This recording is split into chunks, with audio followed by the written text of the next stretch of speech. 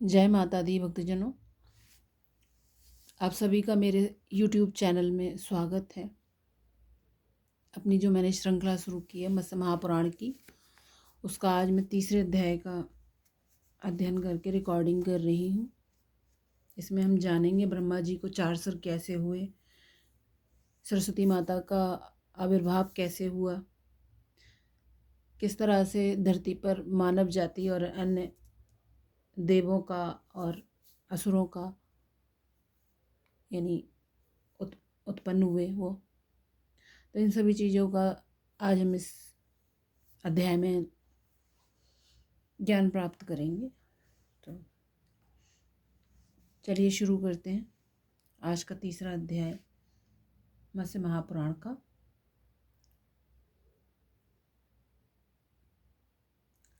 मनु का मत्स्य भगवान से ब्रह्मा के चतुर्मुख होने तथा लोकों की सृष्टि करने के विषय में प्रश्न एवं मत्स्य भगवान द्वारा उत्तर रूप में ब्रह्मा से वेद, सरस्वती, 5वें मुख और मनु आदि की उत्पत्ति की कथा आज इसमें है। तो मनु ने पूछा, भगवान ब्रह्मज्ञानियों में श्रेष्ठ लोक पितामह ब्रह्मा चतुर्मुख कैसे हुए तथा उन्होंने लोकों की रचना किस प्रकार की।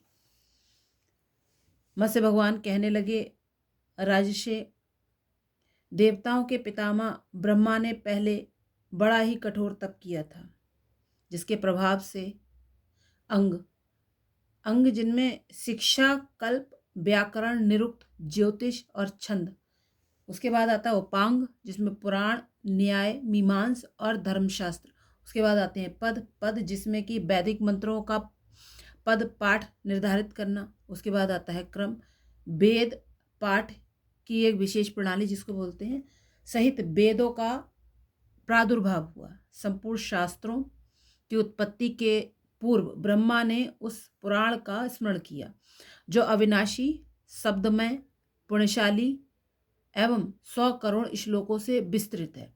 तदंतर ब्रह्मा के मुखों से वेद, 8 प्रमाणों सहित मीमांसा और न्याय शास्त्र का आविर्भाव हुआ। तत्पश्चात वेदाभ्यास में निरत रहने वाले ब्रह्मा ने पुत्र उत्पन्न करने की कामना से युक्त होकर पूर्व निर्धारित यानी जो पहले से निर्धारित था 10 मानस पुत्रों को उत्पन्न किया। मानसिक संकल्प से उत्पन्न ये जो पुत्र हैं इनके यानी कि मानसिक रूप से इन्होंने संकल्प लेकर उत्पन्न किए हैं होने के कारण वे सभी मानस पुत्रों के नाम से प्रख्यात हुए हैं।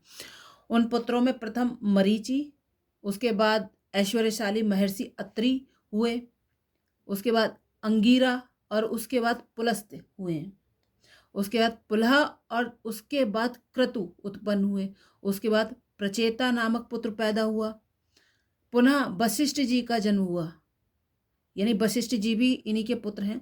उसके बाद भृगु पुत्र रूप में उत्पन्न हुए ऋषि भृगु जो वो भी इन्हीं के पुत्र हैं। उसके बाद शीघ्र ही नारद का भी आविर्भाव हुआ। इन्हीं 10 पुत्रों को ब्रह्मा ने अपने मन से उत्पन्न किया था, जो सभी मुनि रूप में विख्यात हुए। राजन, अब मैं ब्रह्मा के शरीर से उत्पन्न हुए मातृविहीन जिनकी मां नहीं थी पुत्रों का वर्णन करता हूँ। प्रजापति ब्रह्मा के दाहिने अंगूठे से दक्ष प्रजापति, ये वही दक्ष प्रजापति हैं जिनकी पार्वती माता के पिता प्रकट हुए। उनके स्तनांत भाग से धर्म और हृदय से कुसुमायुध यानी कामदेव का जन्म हुआ। भ्रूमध्य से क्रोध, होठों से लोभ की उत्पत्ति हुई यानी लोभ की उत्पत्ति जो होठों से मानी जाती है। बुद्धि से मोह का और अहंकार से मद का जन्म हुआ। कंठ से प्रमोद और नेत्रों से मृत्यु यानी नेत्रों से मृत्यु की उत्पत्ति हुई है ब्रह्मा जी के नेत्रों से। तत्पश्चात हथेली से ब्रह्मपुत्र भरत प्रकट हुए। राजन, ये 9 पुत्र ब्रह्मा के शरीर से प्रकट हुए। ब्रह्मा की 10वीं संतान एक कन्या थी जो अंगजा नाम से प्रसिद्ध हुई। मनु ने पूछा, भगवान आपने जो ये बतलाया कि बुद्धि से मोह की उत्पत्ति हुई और इसी प्रसंग में अहंकार, क्रोध एवं बुद्धि का भी नाम लिया, सो ये सब क्या हैं, इन पर भी प्रकाश डालें। मत्स्य भगवान कहने लगे, राशे, सत्व, रजस और तमस ये तीनों गुण वाले बतलाए गए हैं। इनकी साम्यावस्था मीन्स बराबर बराबर। प्रकृति साम्यावस्था, जब साम्यावस्था होती है चीज़ें ही बराबर बराबर हों, उसी अवस्था को प्रकृति कहा जाता है। कुछ लोग इसे प्रधान कहते हैं, दूसरे लोग इसे अव्यक्त कहते हैं, अव्यक्त के रूप में जानते हैं। यही प्रकृति प्रजा की सृष्टि करती है और यही सृष्टि को बिगाड़ती भी है। इन्हीं तीनों गुणों से शुद्ध होने पर इनसे 3 देवता उत्पन्न हुए। इन तीनों देवों की मूर्ति तो एक ही है, परंतु वे ब्रह्मा, विष्णु और महेश्वर इन 3 देवताओं के रूप में व्यक्त हो जाती हैं। तदंतर प्रधान यानी ब्रह्मा जी से ही यही सब विकृत होने पर उससे महतत्व की उत्पत्ति होती है, जिससे लोकों के मध्य में उसकी सदा यानी महान रूप से ख्याति होती है। उस महातत्व से मान को बढ़ाने वाला अहंकार प्रकट होता है। उस अहंकार से 10 इंद्रियां आविर्भूत होती हैं। इनमें 5 बुद्धि यानी जो ज्ञान से संबंधित हैं के वशीभूत रहती हैं और दूसरी 5 कर्म के अधीन रहती हैं। इन इंद्रिय समुदायों में क्रमशः श्रोत्र, त्वचा, नेत्र, जिह्वा और नासिका ये 5 ज्ञानेंद्रियां हैं तथा पायु यानी गुदा, उपास यानी मूत्रेंद्रिय, हस्त, पाद और वाणी ये 5 कर्मेंद्रियां हैं। इन 10 इंद्रियों के क्रमशः शब्द, स्पर्श, रूप, रस, गंध, उत्सर्ग का मतलब होता है मल और यानी अपान वायु का त्याग करना, आनंद मीन्स आनंद को प्रदान करने वाली, आदान यानी ग्रहण करने वाली, गमन और आलाप ये 10 कार्य हैं। इन 10 इंद्रियों के अतिरिक्त मन नामक 11वीं इंद्रिय है, जिसमें कर्मेंद्रियों और ज्ञानेंद्रियों के समस्त गुण विद्यमान हैं।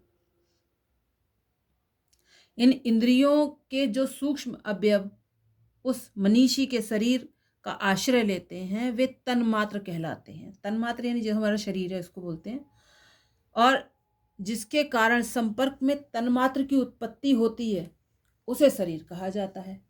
उस शरीर का संबंध होने के कारण विद्वान लोग जीव को भी शरीरी कहते हैं। जो हम मनुष्य हैं हम शरीरी हैं क्योंकि हमारे अंदर एक जीवात्मा है। जब सृष्टि करने की इच्छा से मन को प्रेरित किया जाता है तब वही सृष्टि की रचना करता है। उस समय शब्द तन्मात्र से शब्द रूप गुण वाला प्रकाश प्रकट होता है। इसी प्रकाश के विकृत होने पर वायु की उत्पत्ति होती है जो शब्द और स्पर्श दोनों गुणों वाली है। तत्पश्चात वायु और स्पर्श तन्मात्र से तेज का आविर्भाव होता है जो शब्द, स्पर्श और रूप नामक 3 विकारों से युक्त है। इसी कारण इसको त्रिगुणात्मक भी बोलते हैं।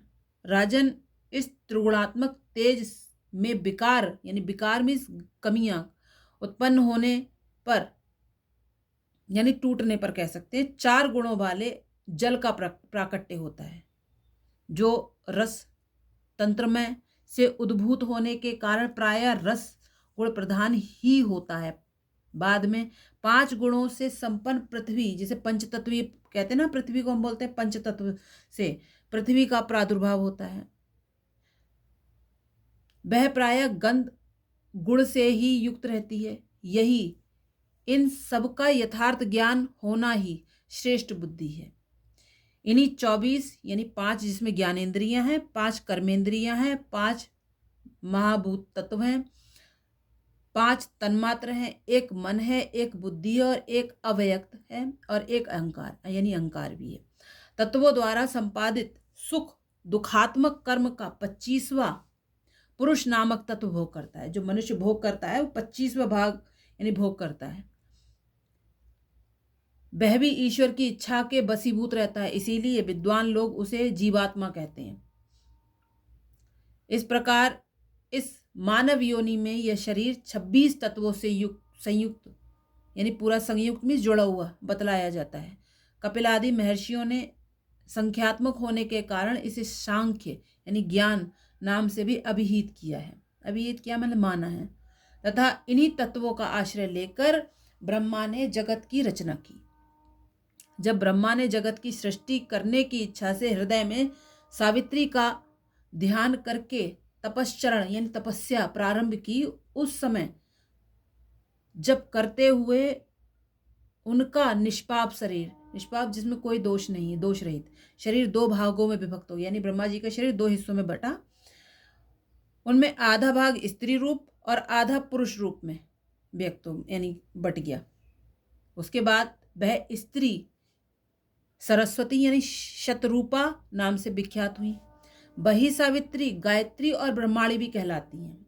इस प्रकार ब्रह्मा ने अपने शरीर से उत्पन्न होने वाली सावित्री को अपनी पुत्री के रूप में स्वीकार किया, परंतु थोड़ी ही देर बाद जब वो उनको देखते हैं, उस सावित्री को देखकर वे श्रेष्ठ यानी जो ब्रह्मा जी हैं मंत्रमुग्ध हो जाते हैं और यूँ कहने लगते हैं, कैसा मनोहर रूप है, कैसा सौंदर्यशाली रूप है।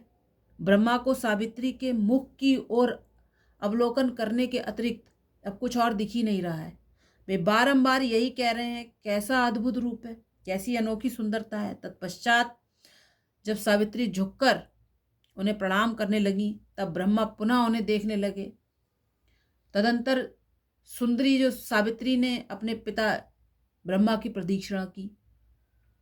इसी समय सावित्री के रूप का अवलोकन करने की इच्छा होने के कारण ब्रह्मा के मुख से, जो ब्रह्मा का मुख के दाहिने यानी दाहिने भाग में पीले गंडस्थलों वाला एक नया सर निकल आता है।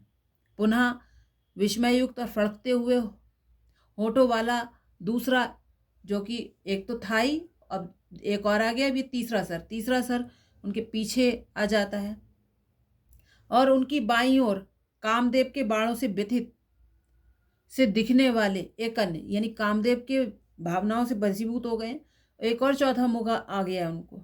सावित्री की और बार बार अवलोकन करने के कारण ब्रह्मा द्वारा सृष्टि रचना के लिए जो अत्यंत उग्र तप किया गया था, उसका सारा फल नष्ट हो जाता है तथा उसी पाप के परिणाम स्वरूप बुद्धिमान ब्रह्मा के मुख के ऊपर एक और 5वां मुख आविर्भूत होता है, जो जटाओं से पूरी तरह घिरा हुआ है। ऐश्वर्यशाली ब्रह्मा ने उस मुख को भी स्वीकार कर लिया।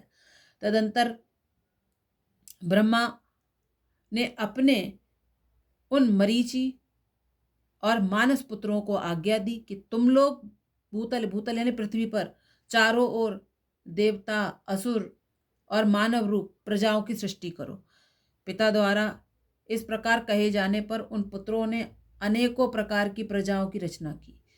सृष्टि कार्य के लिए अपने उन पुत्रों के चले जाने पर विश्वात्मा ब्रह्मा ने प्रणाम करने के लिए चरणों में पड़ी हुई उस अनिनंदिता शतरूपा का पाणी ग्रहण कर लिया। मतलब जो शतरूपा यानी ब्राह्मणी या सरस्वती जी थी, उनको उन्होंने विवाह कर लिया उनसे। तदंतर अधिक समय व्यतीत होने के उपरांत शतरूपा के गर्भ से मनु नाम का पुत्र उत्पन्न हुआ, जो स्वयंभू नाम से विख्यात हुआ। उसे विराट भी कहा जाता है तथा अपने पिता ब्रह्मा के रूप और गुणों के कारण यानी सेम गुण है उसमें, गुणों की समानता के कारण उसे लोग अधिपुरुष भी कहते हैं। ऐसा हमने सुना है। उस ब्रह्म वंश में 7 के विभाग से जो बहुत से महाभाग्यशाली एवं नियमों का पालन करने वाले स्वरोचिष आदि तथा उसी प्रकार औत्तमी आदि स्वयंभू मनु हुए हैं, वे सभी ब्रह्मा के समान ही दिखने वाले यानी उनके स्वरूप जैसे हैं।